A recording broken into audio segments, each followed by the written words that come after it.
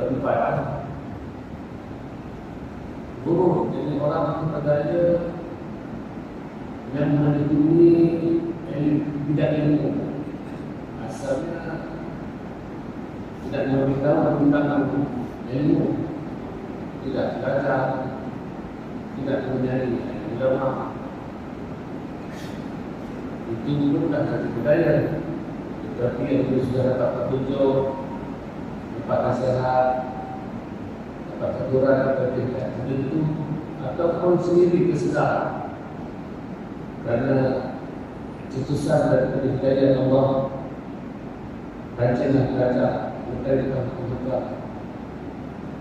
Dan itu rupanya dalam kita menekuni ilmu juga masih lagi dalam budaya. Ada guna budaya ilmunya. Sebagai dalam sebenarnya menyebutkan kita segala ilmu dan izin Buddha dan izin Allah dan Allah. Kalau siapa bertambah ilmu tapi tidak tambah petunjuk, tidak tambah akhlak, tidak tambah mengenal, tidak tambah hakikat, tidak ada khauf takut, tidak tambah hukum yang tambah jauh, tambah ilmu tambah jauh, tambah ilmu tambah jauh. Kerana apa? Kerana dengan ilmu dan amal juga boleh menjadi istidraj. Apa istidraj? Sesuatu yang menjauhkan tuan punya diri itu daripada Allah. Dengan ilmu sesuatu yang jauh. Mesti itu membetulkan, meluruskan niat dalam apa sekerjaan kita, dalam ilmu, dalam beramal, biarlah hanya dihadirkan, diluruskan kepada Allah SWT. Bukan belajar kerana nak jadi alim, bukan belajar kerana nak dipanggil Allah, bukan belajar untuk cari makan dengan ilmu yang kita, bukan belajar kerana debat, tetapi belajar hanya semata-mata kerana guru. Orang menekuni dan ilmu, orang mencucikan jasad, menghiasi jasad itu dengan ketaatan, menghiaskan diri dengan ketaatan Allah SWT. Menjauhi segala maksiat dan khotbah dengan arak, zina, budi, menjaga hati dan berusaha sungguh-sungguh untuk membuang sumber akhlak yang buruk darinya. Akan tetapi mereka melakukan semua itu dan lalai sebahagiannya kerana tidak sedar akan kewajiban melakukan perkara itu hanya semata-mata kerana Allah. Berbanyak guru musyrik masuk tarekat, bersalawat, berusaha bersama-sama dengan jemaah dakwah, tabligh, bersama-sama dengan seminar ketauhidan, bersama-sama dengan pengajian ilmu hadis. Kerana semua itu, kalau bukan kerana Allah, maka kesemua bisa saja. Maka jawapan yang jadi di masjid itu apa? Kerana Allah akan bukan. Jadi pemimpin mentakbir negara, kerana Allah akan bukan. Melawankan jihad bebas plastik, kerana Allah akan bukan. Dan saya dalam hadis ada golongan yang mana dimasukkan neraka. Golongan ulama, golongan kaya, dan golongan orang yang berjihad fi sabilillah itu masuk neraka juga. Datang satu rombongan orang alim yang mendapat besok di pada mahsyar di akhir kelak. Ya Allah, kami telah mendakwahkan ilmu, menterbiah, mendidik umat, tetapi ditolak. Kamu dusta, kamu buat itu sebagai kamu panggil alim, punya syekh. Kamu belajar agama untuk kami ustaz, syekh, maulana, sufi, untuk apa semua. Maka golongan ini semuanya dicampakkan masuk. Datang pada rombongan yang kedua, golongan yang kedua, golongan yang berjihad fi sabilillah. Kami telah menegakkan agamamu, kami telah menyebarkan agamamu dengan pedang. Kami berjihad, isteri-isteri kami jadi janda, anak kami jadi yatim. Ditolak, ada dusta, kamu buat kamu sebagai kamu bagi syahid. Kamu buat itu supaya nama kamu tertulis dalam rekod riwayat hidup pejuang-pejuang agama. Maka dia masuk neraka. Datang yang satu golongan, hendak Allah, kami telah memberikan harta kekayaan kamu, orang-orang dermawan, orang-orang kaya. Kami telah membina masjid, membina madrasah. Apa saja keperluan yang kami gunakan, kami bantu harta kami. Itu telah kamu dusta. Kamu buat itu supaya kamu dapat dermawan. Kamu buat itu supaya kamu dikenali di masyarakat, supaya semua orang. Maka golongan ini cepat dan neraka. Justru itu kembali kepada apa yang kita sering baca saban hari, tiap-tiap solat.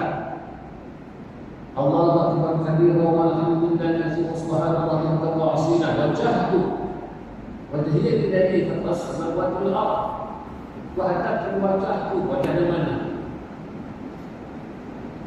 Wa hadapkan wajhatu wajahnya mana? Kalau wajah zahir ini, wajah di pada ini yang kita hadapkan kepada Allah, tentu kufur, kafir. Kenapa? Karena wajah ini yang mana bila kita sudah menandang Allah di depan kita. Sedangkan Allah itu menciptakan tempat, bukan di tempat. Kufur, kafir. Kalau wajah ini yang dimaksudkan, wajah itu wajah ini yang bersama untuk Allah. Wajah wajahnya mana? Wajah hati ini. Kepada fakir yang sekelaka dan bumi, wajah sini tidak terlihat. Bermakna untuk Allah. Tuan-tuan nafas zuhur, nafas niat solat zuhur. Macam mana nafasnya?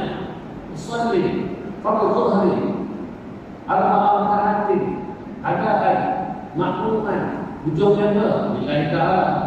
Sebelum solat berwudu, nawaitu wafal haris al-asghar billahi ta'ala. Tuan-tuan mandi wajib, nawaitu wafal haris al-akbar billahi ta'ala. Niat puasa di sehari, nawaitu shaum Ramadan an adai fardhu syahr Ramadan hadis Nabi billahi ta'ala. Semua lillahi ta'ala.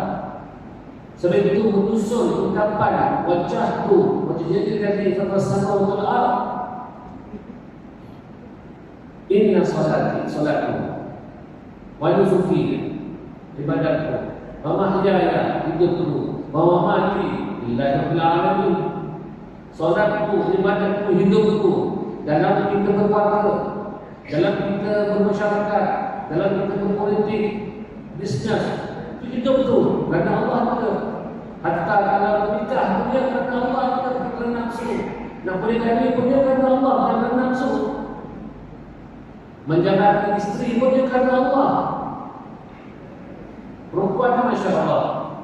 Berkata Imam Ghazali, rahimahullah ta'ala, as-sabru ala lisan nisa mimma yumtahanu bihi awliya. Sabar ke atas lidah wanita itu merupakan ujian daripada para wali. Sabar ke atas isteri itu, menahan sabar dengan lidah isteri itu adalah ujian, cabaran, bukaan dari para wali. Tentang wali tidak. Benar wali kasih Allah, sabar isteri cukup. Jangan terpengaruh dengan bisikan-bisikan hati yang ingin cerai dengan isteri-isteri. Jangan. Itu kami syaitan. Seseorang itu demi menyelamatkan kemaluannya daripada melakukan maksiat mungkar, maka dia menikahlah. Maka kita menikah, syaitan itu menangis kerana seseorang yang bujang telah menikah, menangis syaitan. Seolah-olah perkahwinan itu telah menyindir syaitan. Telah menyindir syaitan. Justru itu syaitanlah yang membawa bisikan-bisikan di dasar hati untuk mencelakakan isteri kita. Kadang-kadang kami boleh remeh-remeh. Jangan. Justru itu biar kita mendekati, merapatkan para alim ulama, mendengar nasihat-nasihatnya, maka mudah-mudahan kita dalam berperkara syaitan. Jadi inna salati wa nusuki wa mahyaya wa mamati lillahi alamin. Jadi apa saja tujuan kita dalam belajar, dalam beramal, dalam berusaha hati, dalam bertarbiyah, Kesemua itu biarlah hanya kerana Allah semata-mata. Dalam ibadat tuan-tuan, ibadat ini bukan bisnes. Ibadat bukan bisnes. Bisnes ni beri benda dapat benda, beri barang dapat barang, beri duit dapatlah barang kita. Itu bisnes. Dengan Allah Ta'ala ni bukan begitu ibadatnya. Saya bicara ini untuk mengajak supaya tuan-tuan kita semua upgrade kefahaman kita dalam kemudian dalam mengabdi diri kepada Allah. Baru sebentar tadi kita baca niat, lafaz niat lillahi ta'ala. Usaha dia sedang berdoa, berkata ini lillahi ta'ala, sahaja muslim doa, dua rakaat kerana Allah. Bermakna kerana Allah sudah beri tanpa ada balasan. Sebab kerana Allah itulah ibadat. Kalau bisnes, ya Allah, aku buat dua rakaat doa, Kau mudahkan projek aku. Ini bisnes. Aku beri dua rakaat solat hajat, kau berikan harta kekayaan. Aku dah malas bekerja lagi. Kalau boleh saya nak ketika semayang sejadah duit ni buat tu. Kalau itu dia itu ni. Kan? Dah ibadah kerana Allah. Tuan-tuan berfikir kerana siapa? Kerana Allah. Bukan cuci hati. Cuci hati. Kita mampu dengan Allah. Kita ni asal tiada. Ini kembali kepada kita ni. Asal kita tiada, tetapi diadakan. Bahawa wujud kita ini wujud ciptaan, wujud yang diadakan. Setelah itu kembali kepada asal kita tiada. Yang kita nampak kita berbuat itu bukan perbuatan kita, tapi hakikat perbuatan Allah. Wallahu khalaqakum wa ma ta'malun. Dan Allah ciptakan kamu dan apa yang kamu kerjakan. Gerak budi kita ini Allah yang lakukan, bukan daripada kita. Justru itu sibuk memandang dia, bukan memandang perbuatan kita. Dalam hadis disebutkan tentang fadilat kerja daripada amal itu, cuba kita tajam dengan sikit kepahaman kita. Allah nak menyatakan kekayaan dan kemurahannya. Kita ibadat kerana Allah. Yang Allah kata dapat mendapat ini kekayaan ini, Allah sedang menceritakan tentang kekayaan dan kemurahannya untuk diberikan kepada orang yang beribadat. Orang macam mana? Orang yang beramal kepada dia. Itu akan jadi kemurahan Allah. Bukan nak kita buat kerana itu, bukan. Anak kecil memang sering anak kita kalau kita buat sesuatu pekerjaan mesti nak lupa. Mama pergi aiskrim kan? Ya pergi aiskrim. Buang sampah dulu ya. Itu pun tak buang sampah betul-betul, tak letak kat luar, tapi itu letaknya. Kita suruh ambil sampah bawa sini, betul-betul sampah itu yang diambil. Sampah lain tak ambil. Kalau terang dekat mesin dan lain, Pak Len, Mama kata kat bawa sini, kita bawa sini dah. Aiskrim dapat. Tujuh tak ambil lagi tak aiskrim. Kita dengan Allah Ta'ala jangan begitu untuk beribadat. Kita dalam beribadat dengan Allah jangan begitu. Buatlah hanya kerana Allah seperti mana anak yang dewasa. Anak yang masuk universiti, balik cuti semester 2 minggu, duduk di rumah, tengok rumah bersepah, tanpa disuruh buat terus. Mama, bersepah di rumah ni. Mama tak cakap apa dah, adik-adik kau boleh kerja. Bukan cuma tengok apa yang patut buat. Begitu dia mama cakap, tak suruh pun buat itu tak lah. Kau pantangkan, tengok apa yang patut buat lah. Betul, 3 hari duduk di rumah bersih. Bukan saja dalam rumah, atas rumah, bawah rumah, luar rumah, dan ketika ayah dia yang penuh dengan kotor rokok tu pun bersih. Ini kan matang namanya, anak yang matang. Jadi kita juga dengan Allah Ta'ala kita perlukan kematangan yang rohani. Tajam pemikiran kita dalam beribadah pada Allah, ibadah kepada Allah selesai. Tentang urusan pahala, urusan Allah, jangan campur urusan itu. Macam tuan-tuan lah bekerja. Tuan-tuan lah hanya datang awal, Ustaz, keluar habis waktu bekerja baru keluar. Kalau bos kata bersihkan semayang duha, seminggu duha rakaat itu, jangan seminggu duha waktu, jangan baca surah pendek dia, nak berdoa dia, duha dia. Lepas tu terletak lagi sambil cek bateri. Kalau orang main WhatsApp, Facebook itu tak mana kenapa bekerja seperti ini.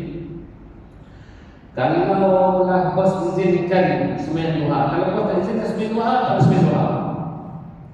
Sebab tuan-tuan kerja majikan kata tak sembahyang duha, kerja tepat masanya kena uruskan apa yang belum selesai. Maka tuan-tuan tak sembahyang duha sebab kerja itu wajib. Sembahyang duha itu sunat. Sembahyang duha itu kaitan dengan diri sendiri. Ada pun kerja itu kaitan dengan bos, sesama makhluk, kena tunaikan kewajipan, tak dapat tidak. Tuan-tuan hanya datang kerja tunaikan kewajipan. Tentang urusan gaji, urusan bos, jangan campur. Tidak, hari-hari datang kerja tanya bos, bulan ni dia gaji. Adalah, saya tahulah saya berkata syarikat saya ni ada beda duit. Selang 3 hari tanya bos, bulan ni ada gaji. Macam mana tuan-tuan nak agak? Kalau tuan-tuan jadi bos, hari-hari staf tanya. Bukan seorang, semua tanya. Macam bos, ada gaji. Letih kita buat jadi. Jadi bos dia letih. Buanglah kita selesai ni. Kita dengan Allah Ta'ala, kalau datang salat berjemaah, jangan kena berpujuk. Dan tahulah berpujuk. 40 tahun yang lalu dah baca hadis kan. Pahala 27 kali ganda, setengah kata 25 kali ganda. Dah maklumlah. Datang sangat kerana Allah saja. Jangan membesarkan angka 27. Daripada dulu muda-muda Mexico sampai sekarang nombor je saja. Jangan fokus pada nombor 27. Fokuskan kepada pemberi 27 itu. Mentaksirkan, mengagungkan pemberi itu. Bukan 27. Bukan di syurga. Mengagungkan, membesarkan pemberi syurga itu. Situ kita kata lillahi ta'ala itu. Kalau kata 27, baik kita lafazkan saja niat kita. Saja sembilan faktor suruh 4 rakaat beri maklum kerana 27 kali ganda. Itu sepatutnya. Kalau maksud kita, ya, saja tahajud, saja tahajud, saja solat tahajud 2 rakaat kerana syurga dan firdaus. Itulah niat sepatutnya. Tetapi tidak. Ulama fiqh sendiri pun mengajar kita supaya ucapkan lillah kerana Allah, lillahi ta'ala, kerana hati kita hanya fokus kepada Allah semata. Jadi kembali yang kita ini antara termasuk orang yang tertipu daya dalam menekuni ilmu, bidang ilmu yang sibuk membersihkan badannya, kemasannya, baju, jubah, comel, rambut, busuk baik-baik, menghiasi jasad ketaatan, terus rokok, masuk semasjid itu menunduk kepala, tapi di luar sana bantu beliau pula. Masuk masjid tundukkan kepala, doa panjang, sujud dada, baca Quran terus, zikir terus, menghindarkan maksiat yang zahir, menjaga hatinya hanya kerana Allah Ta'ala. Dia merasa dia kerana Allah dan berusaha bersungguh-sungguh untuk membuang semua akhlak-akhlak buruk daripadanya. Tak nak mengadu tentang orang, tak nak menfitnah orang. Akan tetapi tidaklah mereka melakukan perbuatan itu semua. Akan tetapi mereka semua itu dan lalai kesebahagiannya kerana tidak sedar akan kewajipan yang berlaku, kewajipan melakukan perkara demikian hanya semata-mata kerana Allah. Kita berzikir dan cuci hati kerana Allah. Kita datang salat jemaah kerana Allah. Kita taat kepada apa sahaja hukum, belajar dan sebagainya kerana Allah. Tulus untuk dapat keterbahannya, bukan kerana lain, bukan. Hanya untuk Allah semata-mata. Bukan kerana syurga, bukan kerana pahala, bukan kerana JK, bukan kerana ustaz di masjid, bukan kerana nama ustaz, bukan kerana dah tua, tidak. Tetapi hanya kerana Allah semata-mata. Hanya untuk Allah. Tiada lain. Saya sentuh sikit, itu sama sembahyang. Apabila kita solat ni, kita mengucapkan takbiratul ihram, Allahu Akbar. Apa makna Allahu Akbar? Allah Maha Besar. Allah Maha Besar itu besar macam mana? Kalau merasakan Allah Maha Besar itu besar berbentuk, bersaiz, contoh apa? Tisu ni. Tuan dengan kotak cuma macam saya ni. Adakah Tisu ni, bungkusan tisu ni lebih besar daripada kotak saiz ini pada benda lah ciptaan. Adakah Allah Ta'ala yang maha besar tu besar macam ni? Ada perbezaan? Ada pihak, ada satu benda lagi, ada satu pihak lagi yang agak kecil dan Allah tu amat besar. Adakah begitu? Kalau begitu kita faham jadi kufur. Sebab Allah itu bukan benda, Allah itu bukan berbentuk, Allah itu tiada saiz, loncong, panjang, tumpang, tumpis, bulat, petak, tidak. Tetapi yang disebut Allah Maha Besar, macam mana Allah Maha Besar tu? Untuk merasakan Allah Maha Besar, rasakan diri ini asalnya tiada. Tapi kata lain, tidak merasai wujud diri. Tidak merasai wujud diri. Allah Akbar, tidak merasai wujud diri. Baru benar Allah Maha Besar. Kalau kita masih merasa wujud diri kita, bermakna ada saya itu, ada dua wujud. Satu wujud Allah, satu wujud kita. Bermakna kita apa saya Allah yang Maha Besar itu? Tak dikatakan Allah itu Maha Besar lagi dalam ada pesaingnya. Dan dikatakan Maha Besar itu tidak ada pesaingnya. Betul Allah itu Maha Besar. Setelah kita takbir Allahu Akbar, tidak merasa wujud diri. Benarlah Allah itu Maha Besar. Tetapi kalau terasa kita dalam solat, bermakna kita pesaing Allah. Bermakna Allah tak bukan Maha Besar. Kalau benarlah hakikatnya kita takbir Allah Akbar, Allah Maha Besar, tidak ada merasai wujud sendiri, hanya melihat perbuatan Allah dan anugerah Allah. Kita kena angkat takbir, kita mengucapkan takbir ihram, angkat tangan Allah Akbar dan angkat menjadi musalli, menyebutkan kita apabila angkat tangan itu, orang kalau angkat tangan itu isyarat menyerah diri. Orang adukan kapal, serah diri. Macam mana orang serah diri? Polis adukan pistol pada pencuri, serah diri. Gini, bukan. Sekat pinggang, bukan. Serah diri, bukan. Serah diri, begitu, bukan. Serah diri. Jangan terangkat tangan situ masalah diri. Jadi simbolnya kita angkat tangan ni, kita telah serahkan diri kita. Zahir dan batin, Allah kepada Allah. Baru betul kita baca dalam fikah tu, inna salati, sesungguhnya solatku, wa nusuki, badanku, wa mahyaya, wa mati, lillah, lillahi rabbil alamin. Untuk siapa? Pencipta, untuk Rabb yang mentakdir anak diri. Baru dikatakan itu barulah akan terasa dalam diri kita itu satu ketakutan. Orang berdiri depan raja, tak takut ke? Takut tersalah askar-askar dulu depan jeneral je. Takut tersalah apa pakaian kasut, tak kilap, memang kena sepak askar itu lah. Itu hari-hari tak sempat atas 2 seminggu pun lagi dah bosok kilat kasus. Tengok, nampak muka kat ujung kasus tu, kilat itu. Kalau dia tak kilat, carry terus. Carry terus tu. Itu asal begitu. Mesti takut macam kita lah. Kalau keluar satu rumah, nampak awan hitam, berpusing-pusing akan dia, rasa takut tak? Rasa takut. Kita kecil, nampak benda besar atas kepala kita, atau tempat tsunami, ombak besar, takut? Takut. Begitulah hakikatnya kita menghayati Allah Maha Besar, takut. Sebab itu para sahabat itu seperti Sayyidina Abu Bakar, bagaimana orang yang sembahyang sebelah itu mendengar seolah-olah bagian air yang meledak dalam hati dan dadanya Sayyidina Umar atau Sayyidina Abu Bakar, seolah macam ada bunyi air meledak. Ketakutan ini kepada Allah. Begitu. Ni kita ni imam macam-macam, pandang sangat imam siap okey dia semuanya. Itu sembahyang kita. Tapi nak sembahyang macam tu sampai bila?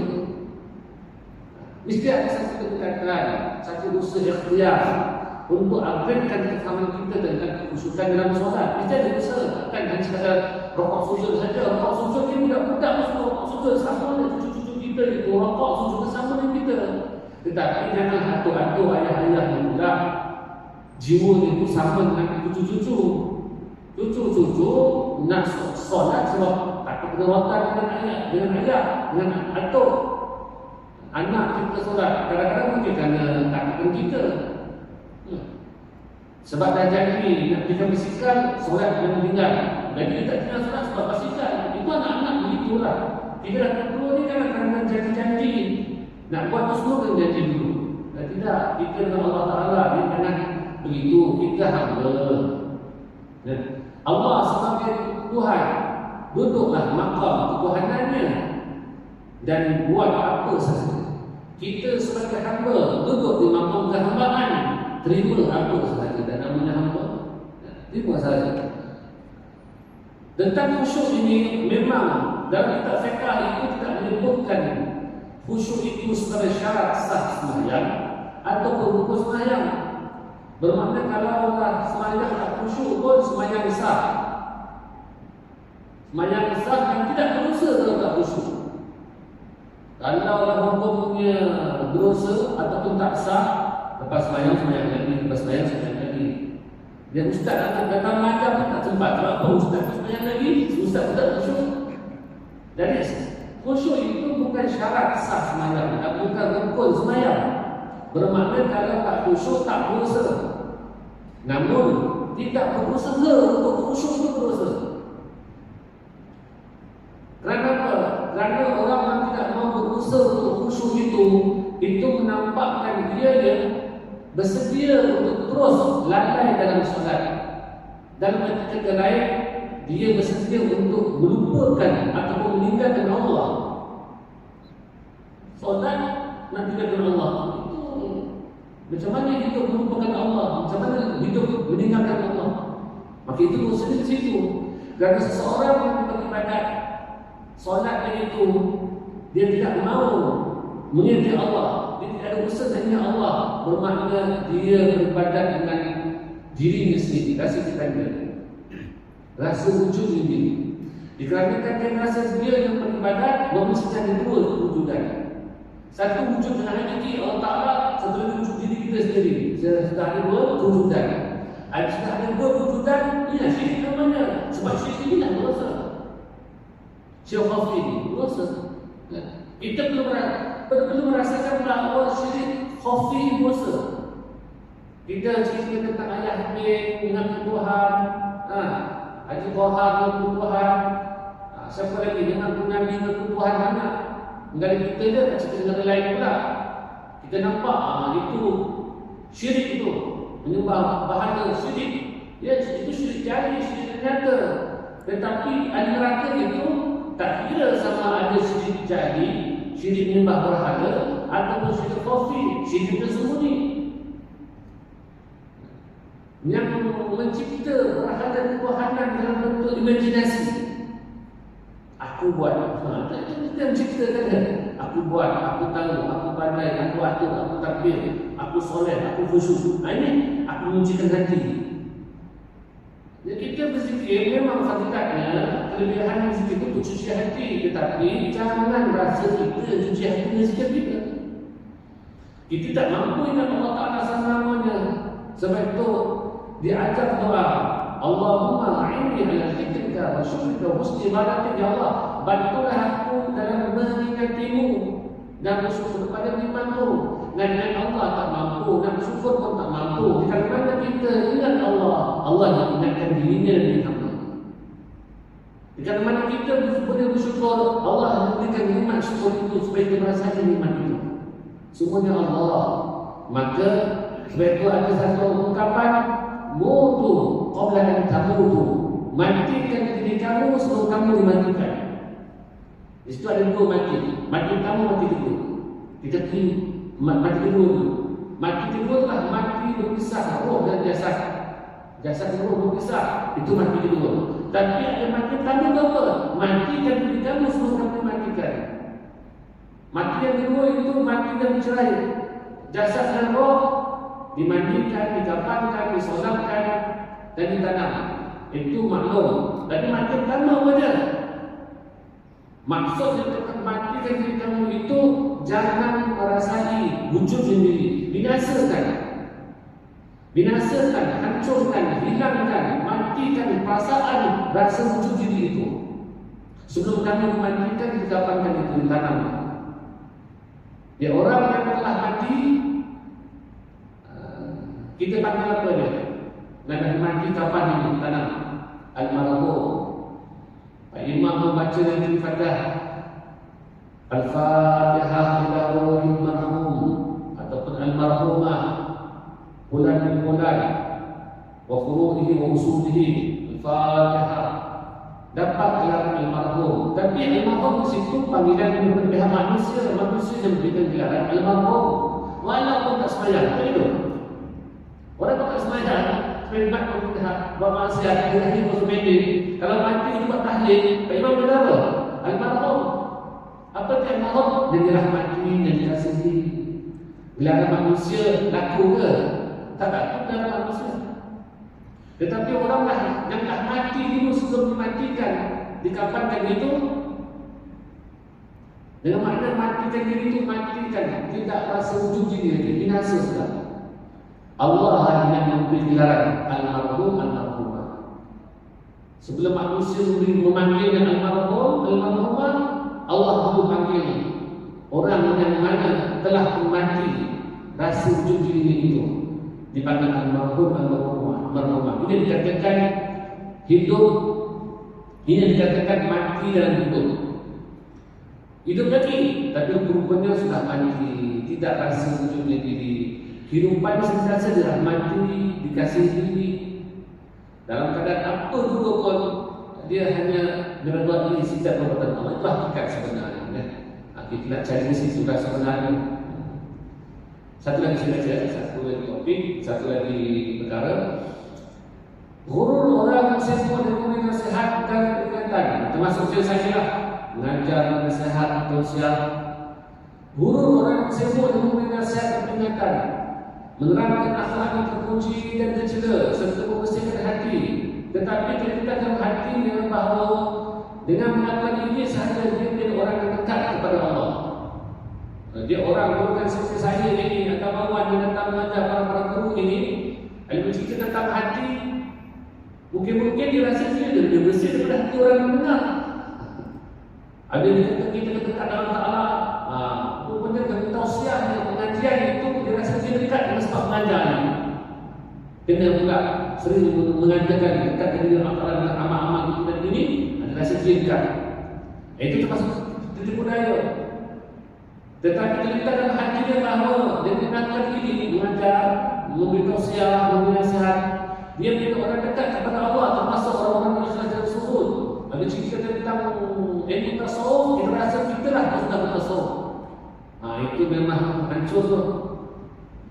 Sebenarnya tasawuf ini, dia bukan kitab, bukan penulisan, bukan seminar, bukan kuliah. Itu bukan tasawuf. Nama seminar tasawuf, kuliah tasawuf, kitab tasawuf, buku tasawuf. Ini hanya sekadar nama. Itu bukan tasawuf. Tasawuf itu tuan-tuan kalau keluar saja masjid slipper hilang, tuan-tuan meretoi, itu tak tasawuf.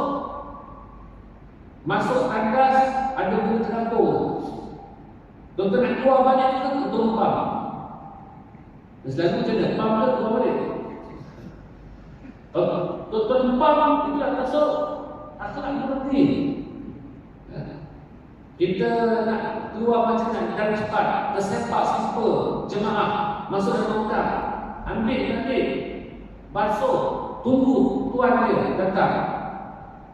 Tuan-tuan sampai slipper tuan ni, saya minta maaf dan banyak. Saya cepat tadi, kita sempak slipper tu masuk dalam hotel tadi. Tadi saya dah basuh dah, minta maaf dia. Itulah tasawuf. Duduk dalam rumah, isteri berbebek dia, kemudian pagi-pagi membimbingkan anak-anak. Lepas anak pergi sekolah, sambung lagi dengan kita. Sebab itulah senaman dia kan. Dia orang perempuan kalau ada senaman, kita akan senaman terus supaya dia sihat. Tapi yang sakit ni kita. Dia menemani isteri tu, ya, itu pahala terus tu, itulah tasawuf. Tuan-tuan jangan jawab, akan berhenti, dengar saja. Seperti mana yang saya baca di awal tadi, apa dia? Kata Imam Ghazali, as-sabru ala lisani nisa mimma yumtahan bil awliya. Sabar dengan lidahnya orang perempuan itu adalah bukan ujian bagi awliya. Tuan-tuan kalau diuji dengan lidah istri seperti itu, tengok hati ini, ya Allah, jadikan aku dan kekasihmu, ya Allah. Itu je lah. Doa nanti itu, aku tak nak jadi wali besar, wali kecil jadi dan ya Allah. Tak apa lah wali kecil kan. Kasih Allah, ibadat terus. Kita bisnes terjatuh, redha, itu adalah tasawuf. Tasawuf itu bukan membaca tasawuf macam saya pun membaca. Maka kita membaca tasawuf. Apa beza dengan membaca berita? Sama saja. Ustaz belajar baca kitab tasawuf, menyampaikan info tasawuf yang tasawuf kepada masyarakat. Pemerintah sebagai pembaca berita menyampaikan info berita terkini. Sama saja membaca berita dengan membaca tasawuf. Yang kita nak bukan membaca tasawuf, yang kita nak berguru dan guru orang yang memang menjalani perjalanan tasawuf itu sendiri.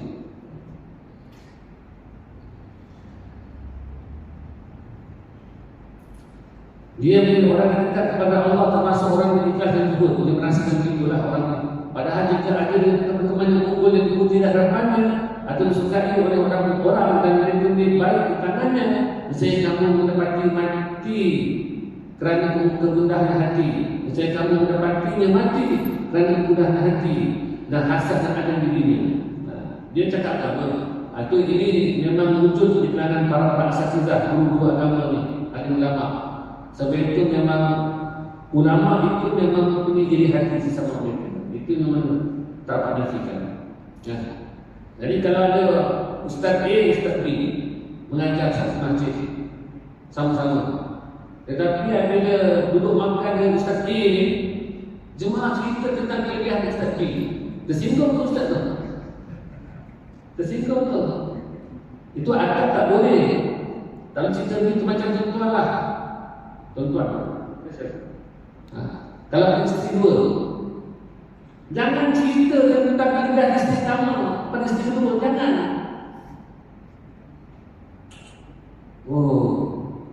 Kata isteri pertama nama Nina, isteri kedua nama Ayu. Nina masak sedap betul. Jangan cakap sedap. Jangan cerita dia pandai masak. Tersinggung tu apa si Ayu. Ini elok dia tengah hidang makan, dah tuang nasi dah, dia sebut orang sana sedap masak, dia cedok nasi letak balik kan. Dia suka, baru tahu. Jangan datang tak si Ayu kepada si Ayu tak? Oh, Ina masak sedap betul. Datang tak Ina tak? Ayu masak sedap betul. Tak boleh itu. Memang tak aman lah. Itu lebih dahsyat daripada perang inflasi itu. Itu guru sama guru pun jangan tapi cerita demikian.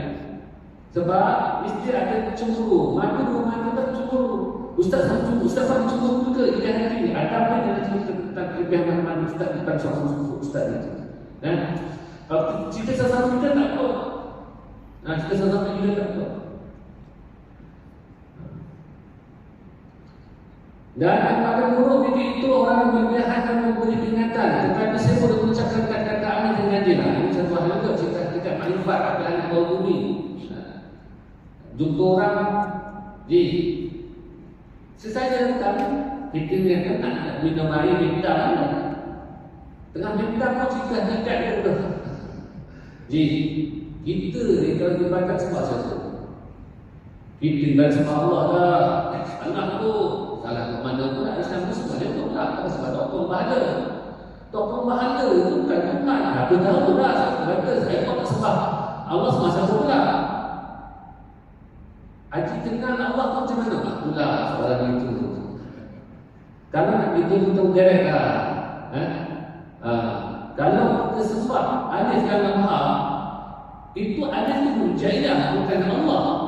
Ulang klik dalam gaduh lagi tu. Ini macam kita klik ni. Jadi soalan ni, siapa sembah, siapa yang menyembah? Pelik soalan tu. Dia orang pun siapa sembah, siapa menyembah. Dan sembah kita sembah Allah Taala. Dan sembah Allah Taala. Allah yang mana? Allah yang mana pula.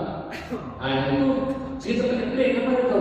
Kata-kata ada yang kancing, kata-kata yang karut. Allah sebenarnya hakikatnya Allah. Allah sembah Allah. Apa pelik namanya? Allah sembah Allah. Maksudnya Allah sembah Allah ni tak diuraikan, tak diterangkan maksud sebagainya. Pelik. Jadi nampak aneh, nampak kancing. Namun dia tu dalam kita ni Muhammad dan kita adalah Muhammad. Dia tu nampak aneh tu. Ahmad tu Alif Hamdan. Itu dan turun 3 orang, mim kepada punggung tuha, punggung mim, badan tu punggung tu mim, kaki 3 tu dan Alif Muhammad. Ke situ pula pergi dia. Tapi sebenarnya pun tak khusus juga. Perkataan karut menggunakan adat mereka atau yang palsu, membuatkan ucapan mereka seperti itu kekeliruan kepada orang ramai. Ini pun termasuk orang yang tipu daya. Cukuplah kita kalau membuat dengan orang misalkan awam saja tu di luar sana atau ustaz kalau mengajar pun dalam kuliah atau umum cerita syariat macam biasa.